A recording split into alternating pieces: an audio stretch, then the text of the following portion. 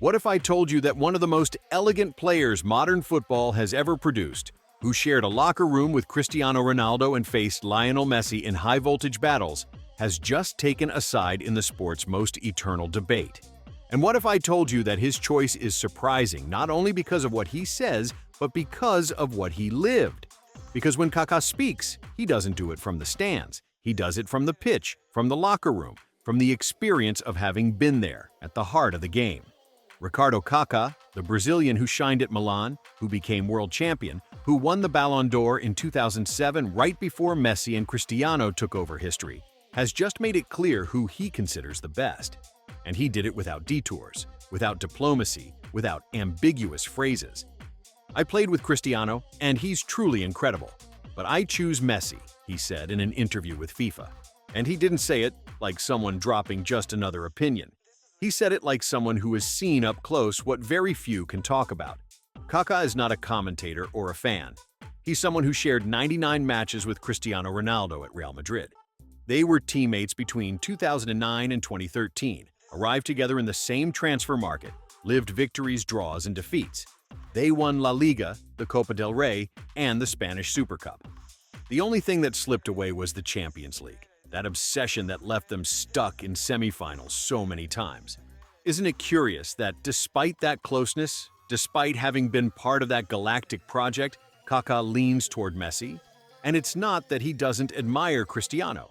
He described him as a machine, strong, powerful, fast, with a winning mentality that always pushes him further.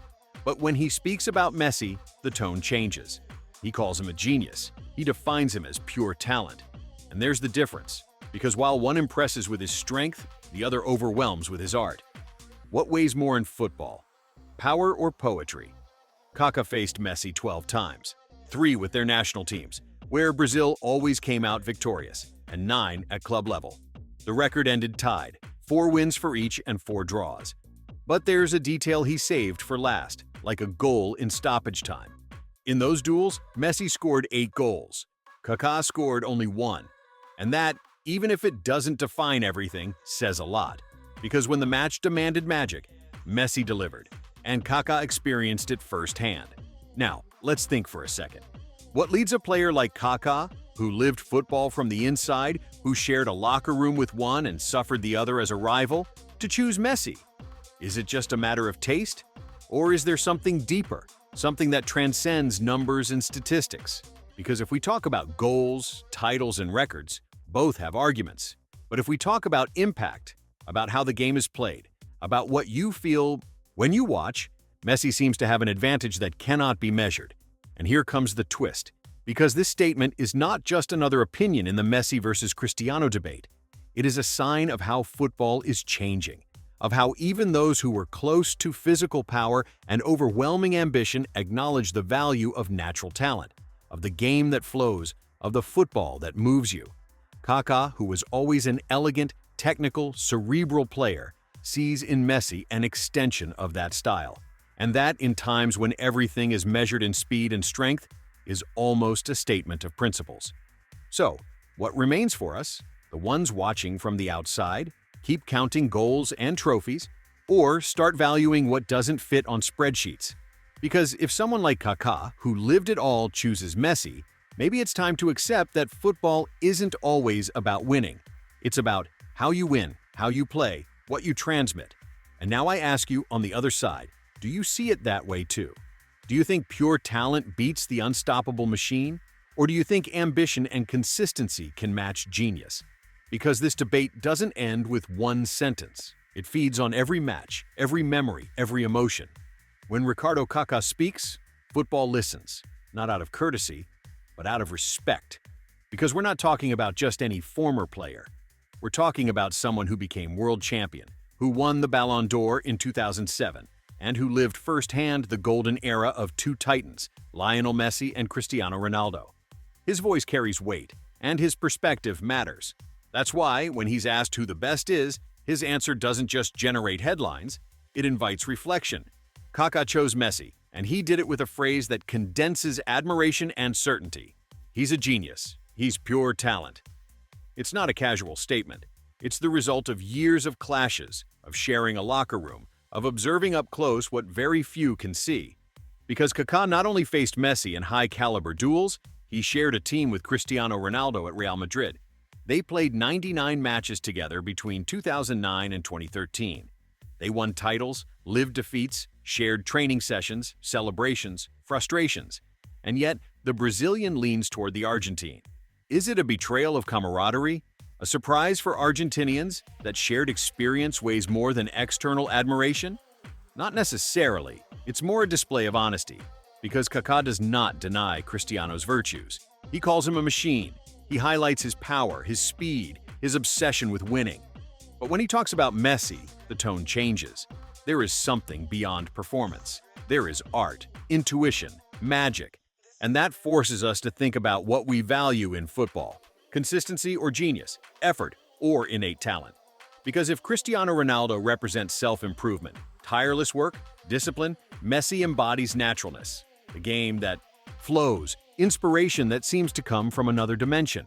Kaká, who was always a technical, elegant, cerebral player, seems to find in Messi an aesthetic affinity, a connection with that football that cannot be explained, only felt.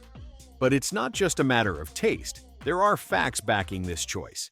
In the 12 matches Kaká played against Messi, the Argentine scored 8 goals, the Brazilian only 1, and even though the head-to-head record in wins ended tied, that imbalance in individual impact doesn't go unnoticed. Because when the match needed someone to make a difference, Messi did. And that, for someone who was on the other side, carries weight.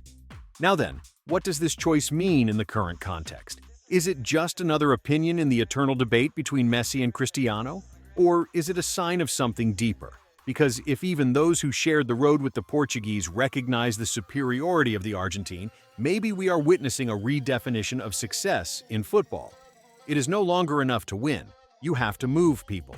You have to leave a mark. And that brings us to a broader reflection.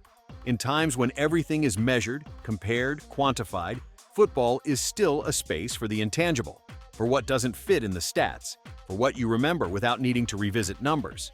Messi represents that. And Kaka, by choosing him, is not only taking a side, he's defending a way of understanding the game. Because football, at its core, is not only competition, it's art, it's culture, it's emotion. And Messi, with his style, his vision, his way of touching the ball, embodies that dimension. Cristiano, with his ambition, physique, and mentality, represents another face of the sport. Both valid, both admirable, but different. Kaká lived it from the inside.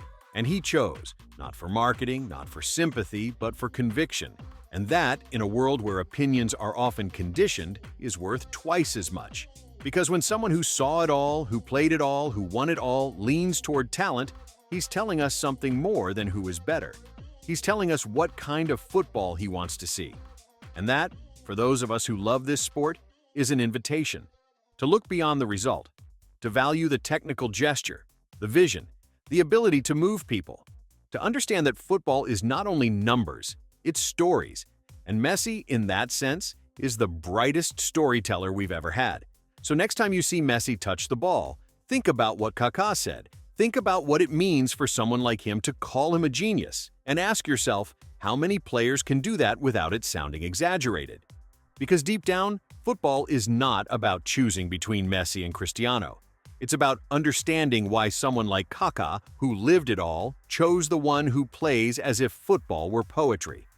If you love football as much as I do, subscribe to keep exploring these stories that make us vibrate. Because as long as Messi keeps playing and Cristiano keeps fighting, football will remain that place where anything is possible.